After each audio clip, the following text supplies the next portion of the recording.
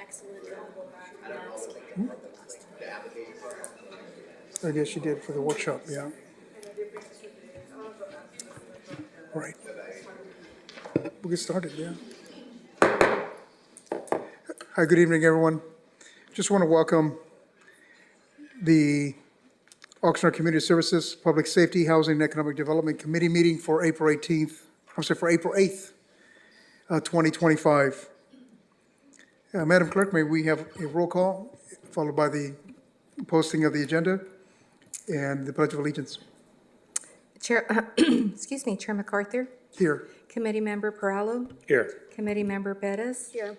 The agenda for this meeting was posted in the kiosk at City Hall, the Oxnard Public Library, the city administrative offices, and on the city's website on Tuesday, April 1st. Thank you. Thank you. Can everyone stand for the Pledge of Allegiance? Thank you. Ready? Begin. I pledge allegiance to the flag of the United States of America and to the republic for which it stands, one nation, under God, indivisible, with liberty and justice for all. Thank you.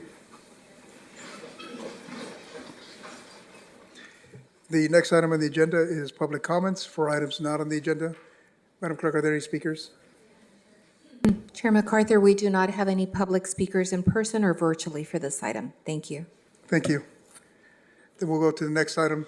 It's item D1, and that's the Cultural and Community Services Department. Subject, Library Board, City Code Update. The recommendation is that the Community Services, Public Safety and Housing Development Committee recommend that the City Council adopt an ordinance revising various sections of the Oxnard City Code related to the Library Board. Do any committee members have any questions of staff on this item? Yes, Councilmember Perla, go ahead. It says that the recommendation, because of the state attorney general's ruling, that the 5 members will be the same, but the 5 members at the recommendation of the mayor.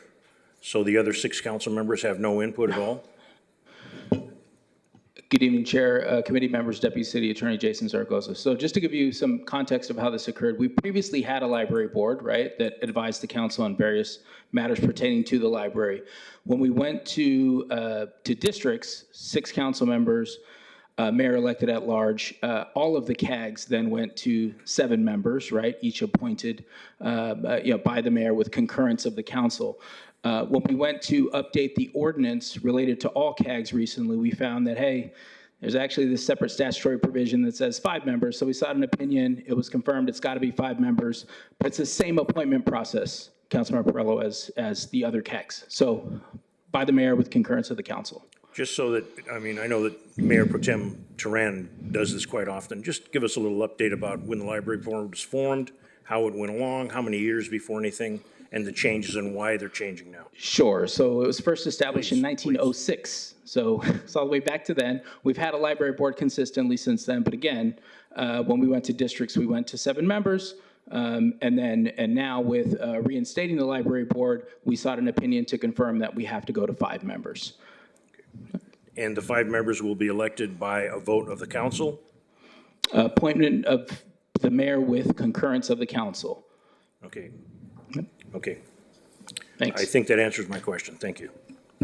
Yeah, I just wanted to point out that this is, as recommended, it's in compliance with the California Education Code pending, and it was pending the opinion of the California Attorney General, and that opinion was provided, and therefore the reason why we are moving to 5 members.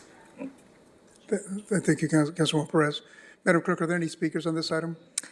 Chair MacArthur, we do not have any public speakers in person or virtually for this item. Thank you. May I ask one more question, Absolutely. Mayor? Go ahead. If someone could address this, the current members of the board, are they sitting for a period of time so that some will be, when this decision is made by the council, acting board members? And if they're acting board members, how will, if there are more than 5, how will one be determined not to remain on the board? As far as their full term, if they're entitled to a full term, how does that work? Hopefully that's not the case, but just trying to cover my back here. Not a problem. Thank you for the question. So the education code also specifies this as well, that the terms are to be staggered. And so what we're recommending is that they will stagger starting the end of next year. So we'll do the recruitment, and then starting one full year later, we'll start staggering those so that after a full 3-year process, we'll have that term in place for each of them. Does that So- answer your question?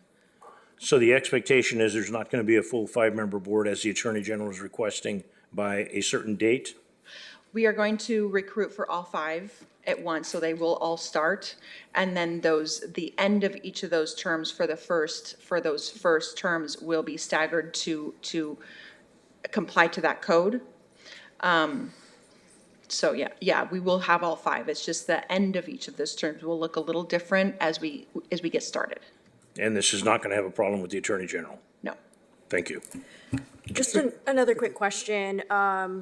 I know you mentioned the timeline, so thank you for clarifying what the timeline will be. In terms of the selection process, what will be that process for selecting the Board of Library Trustees? That will be an open recruitment, and then it will be confirmed through the mayor's office and then consensus with the city council. What I would like to do is seek out subject matter experts for this board to help with advisory to the library as well as to the city council on topics that are important to the library. So that's how we will seek out that open enrollment.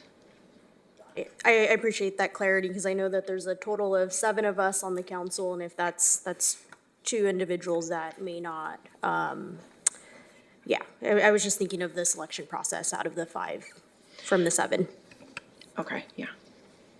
Thank you for the clarification. You've definitely brought something to the library. Thank you very much. Thank you. Yeah, absolutely. Thank you. What's the wish of the committee on this item? I personally will make a motion to approve the recommended action. I'll second. Thank you. Madam Clerk, may we get the vote? Committee Member Bettis, Yes. Committee Member Perallo, Yes. Chair MacArthur, Yes, and the motion carries 3-0. Thank you. thank you. We'll move to the next item in the agenda. It's item D2. This is from the Housing Department. The subject is the historical remodeling project at 201 South D Street. The recommended action is that the Community Services, Public Safety, Housing, and Development Committee recommend that the Board of Commissioners of the Housing Authority of the City of Oxnard approve and authorize the execution of $307,138,000. Is that right? No, 307,138.71 firm fixed price contract with McCone Development, Inc. to replace the driveway, walkways, roof, and decks at 201 South D Street. Ms. Lopez, can you just give us a brief overview of what this subject Sure. entails? Good evening, Brenda Lopez, Interim Housing Director. This request before you is for approval for us to enter into a contract to do rehabilitation and improvements at the Levy House, which is a historical property located on 201 South D Street. The Housing Authority acquired the property about a year ago. When the property was acquired, we did apply for funding through the Community Development Block Grant, or CDBG. In that request, we did ask for a little bit of money, about $600,000, to be made available so that we could both purchase a property and then do some improvements. When we walked the property, we could just at first glance see that there were a lot of improvements needed. The property is tied to what I call a Mills Act agreement. That's a historical property contract that the prior owner entered into with the city of Oxnard, through which the owner would get some tax, it sounds like some tax provisions that would be in exchange for the owner agreeing to preserve historical significance of the property. We obviously would undertake that responsibility as well. This is also recorded with the county. The County of Ventura has a heritage cultural program that also needs to be aware of any updates to the property. They need to do a certificate of appropriateness in addition to all of the city required, any plans or permits that need to be done. So the purpose right now is to do 3 smaller projects, which involve the roof, the walkways, and the decks. Unfortunately, we have very limited funding. There's a lot more projects. We did describe those or include that in an exhibit with the staff report. The goal is to start tackling them as funding becomes available, obviously based on urgency. And as we are able to apply and secure more funding, we'll be coming back and continuing to improve the property. The property is now a 10-apartment unit complex, and the restriction with the award that we received is that we ensure that it is rented to families or individuals who meet low-income requirements or eligibility requirements. Thank you, Ms. Lopez. Any committee members have any questions? Yeah, just as a new committee member myself, just curious if there's other properties similar to this in the city that we help contribute to in terms of. I am unsure. I know this is the first one we acquired.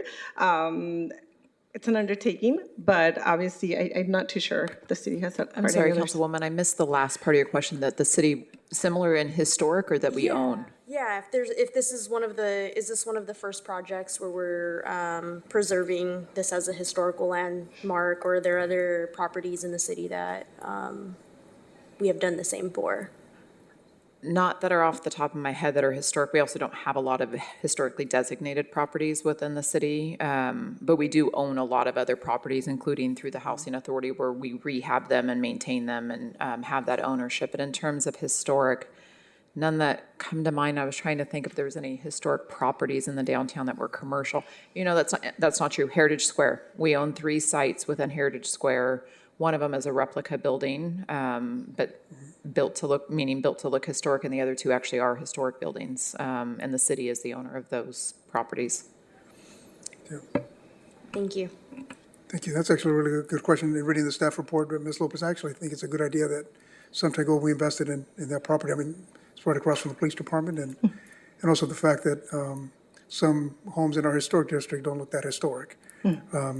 It's just sometimes people don't have the means, I get it, to make them historic, but the fact that we have the opportunity to have invested and offer units to those that qualify for those units, but at the same time, I think it's dual purpose. We're offering units to families that need it, but also we are investing in making that historic, right, and helping the immediate vicinity as well. So I think it's good. I make a motion to accept the recommendation. But yes, go ahead, Mr. Perlo. You can make a motion if you want. Yes, yeah, I make a motion to recommend, or accept the recommendation. Is there a second on that? But then we can get into, Mr. Perlo has a question. Yeah, I'll second.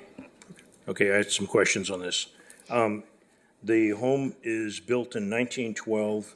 In 2000 and, come back to my picture here, it's declared a historic site, I think number 75 on the list. And with respect that we're going to have 10 units, there is 10 units. It's historic. In 1982, it was declared landmark number 75. The fact that we're going to be the owners and we're going to be doing this, do you foresee anything with any tenants coming in now that the city could possibly be deemed as having deep pockets, have to bring it up to current standards? Because there is very tricky rules with respect to the peoples that live in the historic district, what they can and can't do. And I do recall at one time there was a discussion about double pane glass, lead paint, removing the paint, glass, and that kind of stuff. Earthquake retrofit, can you bring us up? Because it sounds like a good idea, but do anybody in the city look at long-term? Is this going to be like buying a boat?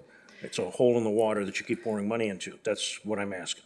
Brenda, Yes, can I just start first? So, council member, that discussion that you had at the finality of that night and that decision was that the city go ahead and purchase that very project that we were talking about. So we're already down that path. Okay. So there was a lot of public comments, if you don't maintain property, you need to look at all of these things. We had done that homework, and luckily with the Housing Authority,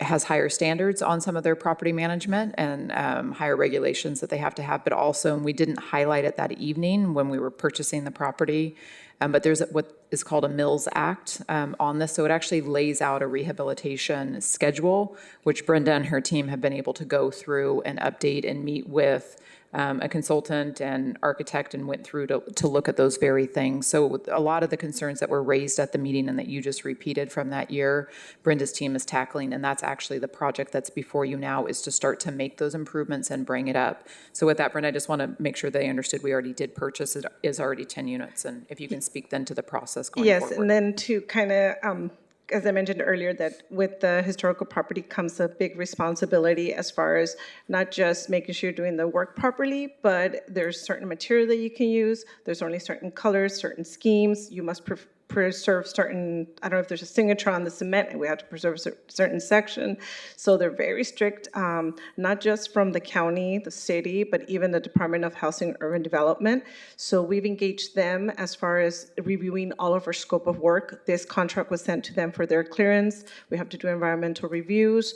We're very blessed. We have a principal architectural historian who is working alongside with us, very well versed on all of the requirements that need to be followed, the processes, but then we also have the county. So we have a multi-layered team that is helping us to make sure that we're doing all the work appropriately.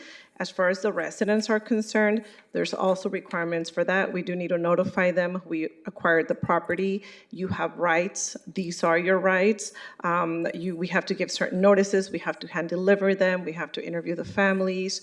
In addition, we already invested in providing training. We literally even trained the landscaper for that property, whoever was trimming bushes, anything like that. Even that individual frontline staff got training.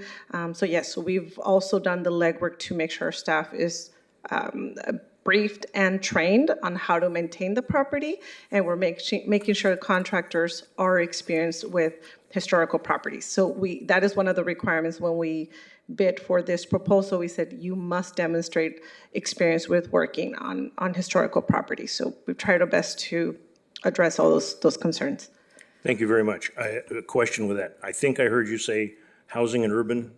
Is there Yes, the federal Department money? of Housing and Urban Development is also involved in some pieces of this. Federal government? I'm sorry? Federal government? Yes. Okay. With respect to that, do we foresee any groups coming in and possibly challenging us for having a facility that may not have the latest ADA access, or may have some social group that decides they want something else and coming after the city of Oxnard? Do we foresee or do we plan for anything like that? I do not foresee, but part of our requirements are that we make sure that the property meets the ADA requirements. So all minimum requirements, ideally we want to exceed those, but that goes alongside to what we're doing. So everything that we're verifying, we are also checking how many apartment units must be ADA compliant. So yes, we are, if we see a deficiency, we're going to address it. So far though, I have not seen any issues as far as we're going to need to remodernize one of the units, as an example. We just have a whole bunch of projects that need to be completed, but again, our goal is to tackle them as funding becomes available, and again, based on urgency. I'm not against the assisting with this type of housing. I'm just trying to look down the road to see what's going to bite us, and that's the reason I asked the questions. Thank you. Those are my. No, thank you. Mayor, I just have one question. I wanted to just get a better understanding. I know that in the background it talks about supporting and furthering affordable housing. Do you mind expanding on the affordable housing component? Yes, on the affordable, so basically the grant that we applied for to be able to purchase a property is that we do need to verify that the family, well, number one, the families are grandfathered in. We're not displacing any families, so it's important to mention. But then on an annual basis, we do need to continue monitoring that the families continue to report their demographics, their incomes, and when a unit does become available, they must meet the income eligibility criteria for low-income families. So in other words, it will be available for our low-income families. You don't need to be under a Section 8 public housing type of program. This is open to the community. So it's expanding the availability of affordable units. Perfect. What is the threshold for low income? I would have to look it up. The threshold is it's 50 to 80% of the area median income for Ventura County, but it is based on the number of individuals that live in the household. So there isn't one number that I can give you. I have to see household size and then look at the income, and it changes on an annual basis. Thank you. I appreciate that.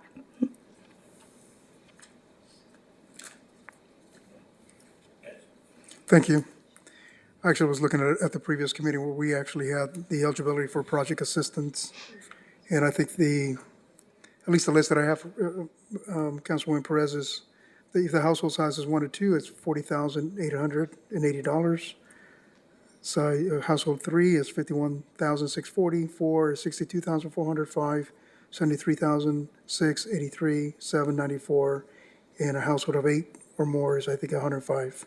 It's at least the income eligibility list that I have from the previous meeting. Thank you, that's helpful. Thank you. A follow-up with that, with the number of units that there will be, is there a maximum number of residents per unit that you perceive? In our case, we I mean, as he usually, mentioned, a household of 8. Could we have 8 in one of these units? no, we don't have 8 in any of the units. What we do is we try our best to limit 2 per bedroom. We use kind of the same criteria through all of our programs. In this case, we have assessed the families, and we have basically what we call 2 per bedroom. So it's a couple of 1-bedroom units, there's 2 3-bedroom units, and again, we count 2 per bedroom. That's usually what we try to abide with so that we don't overcrowd the property or the apartment unit. So if we use 3 bedrooms, 2 per bedroom, 2 6 per people. bedroom, correct. But I mean, if they only have, it's for example, husband, wife, and 1, and then if they have 4 children, you have 2 per bedroom. If they only have 3, well, 2 and 3. If they have a lot more, then it might overcrowd the unit. But Okay. we try to stick to 2 per bedroom. Okay, thank you. Thank you. Any other questions by the committee members? No? Madam Clerk, are there any speakers on this item? Chair MacArthur, we do not have any speakers in person or virtually. We do have a motion and a second, so we can move into the roll call. Yes. Mayor, I'd like to add, do you think it's worthwhile adding that nobody from the historic district has spoken on this matter? Just that there's no public comments, is that? Right. Yeah, I mean, I know the clerk called that earlier, but there were definitely people when we purchased the property from the first heard it, historic okay. All district right. that spoke, but not on the remodeling today. Okay, thank you. Thank you. Committee Member Perallo? Yes. Committee Member Bettis? Yes. Chair MacArthur? Yes. And the motion carries 3-0. Thank you. Thank you. Thank you, Mr. Pearl, for the historical content. We'll move to item, the next item on the agenda, that's item D3. Also from the Housing Department, the subject is the 2025-2029 Ventura County Regional Consolidated Plan, 2025-29 Ventura County Regional Analysis of Impediments for Fair Housing Choice, and the 2025-26 Annual Action Plan. The recommendation is that the Community Services, Public Safety, and Housing Development Committee recommend that the City Council, 1, conduct a public hearing to receive comments from the public regarding the 2025-2029 Ventura County Regional Consolidated Plan, the 2025 through 2029 Ventura County Regional Analysis of Impediments to Fair Housing Choice, and the 2025 through 2026. Is that right, 2026, or should it be?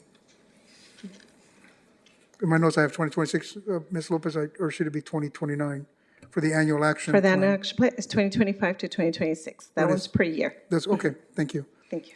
Annual action plan to be submitted to the U.S. Department of Housing and Urban Development, Office of Community Planning and Development.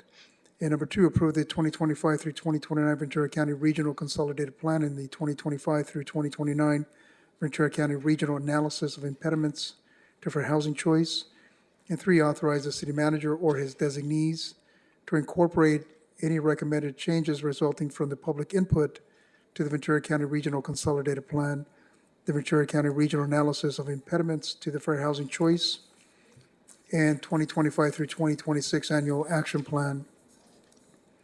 4, approve the 2025 through 2026 Annual Action Plan and incorporate the final HUD allocations into the plan and authorize the budget appropriations to fund the administration and activities in the plan. 5, to authorize the city manager or his designees to make any budgetary adjustments within 10% or $200,000, whichever is greater, per the citizen participation plan of the proposed budget in the 2025 through 2026 Annual Action Plan that is approved by the City Council. And 6, authorize the city manager or his designees to execute the HUD agreements and sign all agreements for the implementation of the Ventura County Regional Consolidation or Consolidated Plan, Ventura County Regional Analysis of Impediments for Fair Housing Choice, and the Annual Action Plan, including subrecipient, interdepartmental, and intra-departmental agreements. Are there any public speakers on this item, Madam Clerk? Chair MacArthur, we do not have any public speakers in person or virtually for this item. Thank you. Thank you. Any committee members have any questions of Ms. Lopez? Yes, Councilmember Perla, go ahead. I am concerned, and this is get a little, possibly a little personal here.